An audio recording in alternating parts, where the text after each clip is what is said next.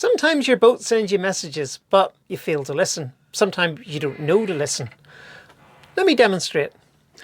We have an underlight here, which you can see shining on my hand, and I want you to watch it very carefully when I switch on the pump. There you go. Did you see that? Just to save you winding the video back, I'll do it again. Okay, did you see what happened to the light? Would you like a third attempt? Just a quick one. Now, by now, you're probably wondering what you've missed. Maybe you're thinking, perhaps the camera didn't bring it out. Maybe it doesn't work. Maybe it works in real life, but not in the camera. And I can tell you, I've reviewed the footage of this sort of thing before I tried this, and it does work. You're seeing exactly what I want you to see. And to answer your quick question, what was I supposed to see? Well, nothing. This light didn't do a dicky bird. Nothing happened. It didn't dim, it didn't flicker. And that's important, because I have a story to tell you. When we bought the boat, we were well aware that the batteries in it had been in it for some time and that were old and probably needed replacing. So seeing lights flicker when we ran pumps or things like that didn't really bother us. Every boat has at least 2 sets of high current items on board, and that is pumps and fridges. And they are notorious for being battery killers if they go wrong. So when the fridge would go on, the lights would flicker somewhat. When we ran a pump, the lights would flicker somewhat. We weren't too concerned about it because we knew that the batteries were old and they needed replaced. So when we were in Liverpool, we changed the batteries. We bought new batteries, and they were also an increase in power from the previous batteries. The previous ones were 140 amp hours, these were 180, so we were quite pleased. When we fitted them, the lights flickered a lot less, which made sense. We just got rid of old, weak batteries and replaced them with brand new ones. So we just kept going. We were happy enough with that. Lights flickering when you're on a high current device, when there's a lot of voltage spikes running through the system, happens. And it's just one of those things. And we quite happily went around with those batteries for the best part of 5 years before we began to have a few problems.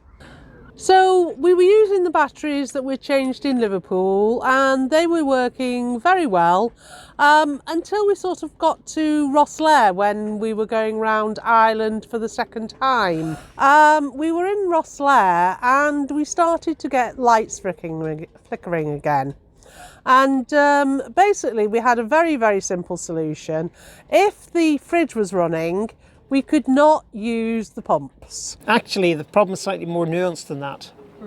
It wasn't so much the lights flickering. The fridge is incredibly sensitive to voltage, and it's just not this fridge. It seems to be all boat fridges. And any drop in voltage or any voltage spikes cause the fridge compressor to stop and reset and try again. And if the voltage is low enough, it keeps doing that. It just keeps stopping, resetting and trying again. And it's constantly drawing 3 or 4 amps every hour, all day long, 24 hours. That's 120 amps coming out of your batteries. So it can be a real problem. Yeah, but our solution was very simple, and that was if the fridge was running, then we could not use the water tap.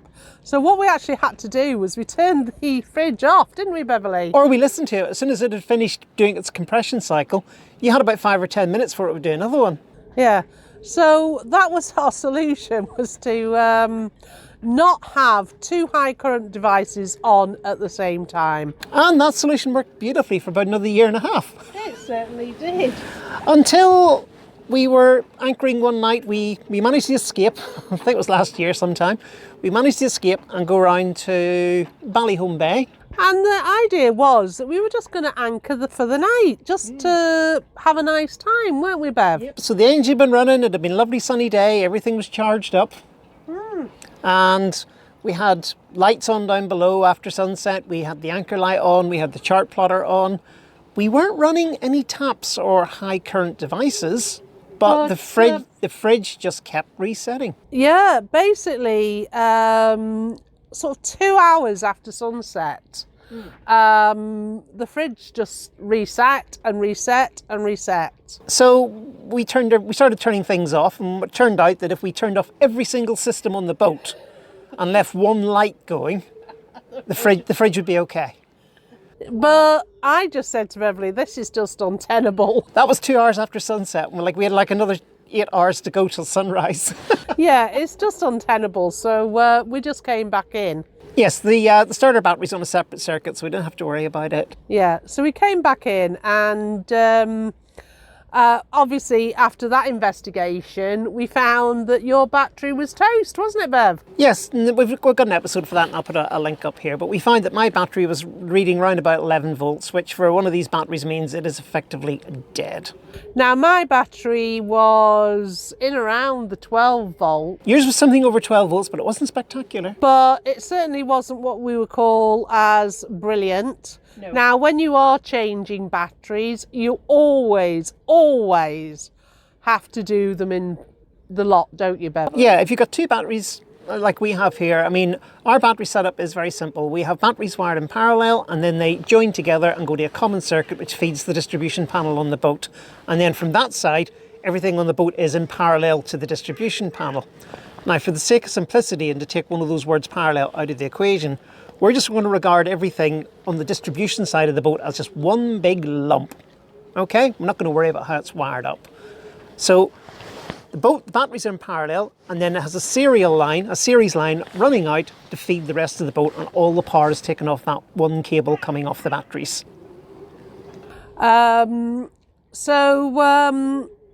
You know, we had to obviously change our batteries, didn't we, Beverly? Because An 11 volt battery, the problem with that is it will try and charge itself up from your good battery until eventually it has pulled that one down to the point of destruction. So one bad battery will destroy a battery bank of good batteries. If you get a bad one, you either have to take it out and just do without it, or replace everything simultaneously.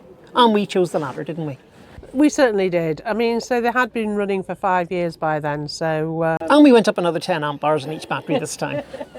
So we put all that in, and the flickering reduced massively again. And we were very, very happy, and we thought, hey, that's it, problem solved. However, the fridge still had issues, and we actually had another episode.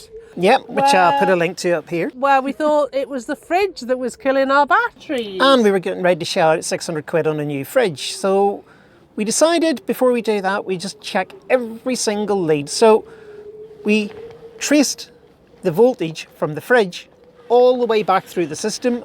And what we noticed was the voltages in the distribution side of the boat, the non-battery side, were all reading the same. But they weren't reading the same as the new batteries. They were reading a lower voltage than what the batteries were providing, weren't they, Beverly? Yeah, about 1/4 of a volt, which doesn't sound a lot. But you've got to realise that these things' resting voltages is 12.7, and if they go below 12, that's 3/4 of a volt, then you're effectively killing them off. So 1/4 of a volt out of 0.7 of a volt, it's a big chunk. I didn't really go in. I didn't really sort of think of that at the time. I just thought, nah, it's 1/4 of a volt. What I really thought it was the little analog gauge that we have here just isn't very accurate. I mean, it's about that gap for 1 volt. I mean, 1/4 of a volt? Yeah. But when we did measure it with our ammeter, our voltmeter, I mean, we did notice this difference. At the distribution panel, it was noticeably lower than the battery. Now, the solar panels are wired directly into the parallel side of the circuit where the two batteries sit, and it agreed to within 1/100th of a volt with the voltmeter of what the battery said they had. But on the distribution side of the circuit, there's that 1/4 of a volt difference, and we were sort of scratching our heads. So we replaced all the connectors between the fridge and the panel, and lo and behold, the fridge started working again. Yeah. And there was much joyousness and singing. But unfortunately, it still didn't solve the problem of the fact that our distribution panel was 1/4 of a volt lower. So when Beverly was on her own and twiddling her thumbs, which she does very rarely, trust me on this. What actually happened was, in the depths of winter in January, when we were over at my mum's for a continuous month, Gaynor said, what should we do with the electric? Should we just leave the mains on in the boat, or should we just leave the panels to do the work? And I said, well, let the panels do the work. They're new batteries, they'll manage. They didn't. No. I actually had, for the very first time ever, I had the low battery Warning light came up. Warning light, come on. Now, when we ran, so we did another investigation, and when we ran a high draw item like the pump, we noticed that the battery voltage on the little panel downstairs, on the distribution panel, dropped to about 10 volts. It dropped immensely. According to the solar panels, the batteries were quite happily sitting up at 12.7. It didn't drop, it was just the distribution panel was dropping. So another investigation was warranted. Like you say, I had a quiet day one day when there was nothing happening on the boat, and I thought, right, time to take the distribution panel to pieces. So I measured the voltage at the little voltmeter, and it was low. And then I followed that cable back to where the battery cable comes into the distribution panel, and that was low. So I then followed that cable back towards the battery, and there's a big 125 amp fuse that sits between the battery and the boat, where the parallel side of the circuit becomes a series side of the circuit, and it was reading low. And then I checked the batteries, they were reading fine, and I thought to myself, well, on that side of the fuse it doesn't work, and on this side of the fuse it's perfect, it must be the fuse. So I measured the voltage across the fuse, and it was virtually zero, which was very, very confusing. So then I measured it on the battery side of the fuse, and it was perfect, and on the other side of the fuse it wasn't. And that's when I noticed that when I was putting the probe in, that the cable on one side of the battery moved. And basically what had happened was the cable was loose. It's secured with a big bolt, big nut, and I was able to give that nut a turn with my fingers, it was so loose.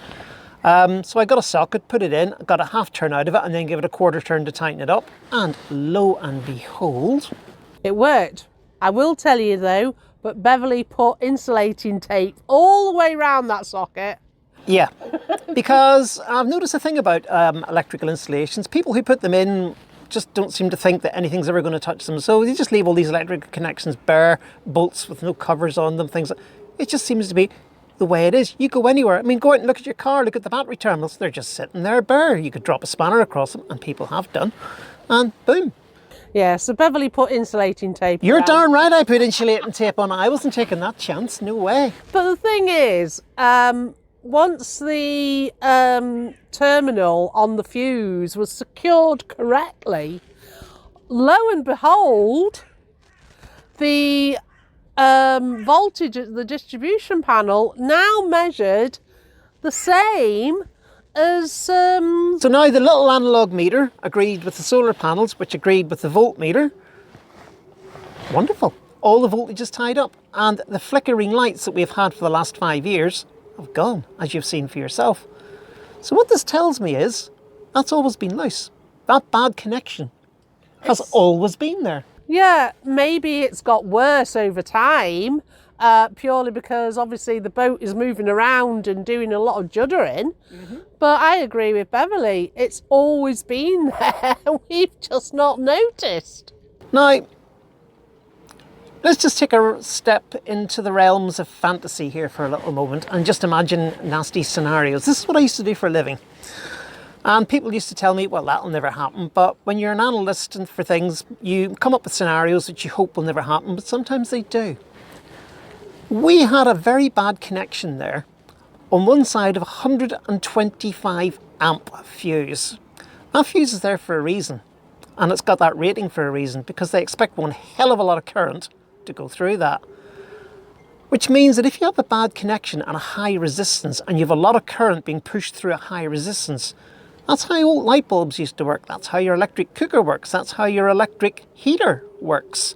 They have a high resistance wire, and you push current through it, and it glows, and it heats up.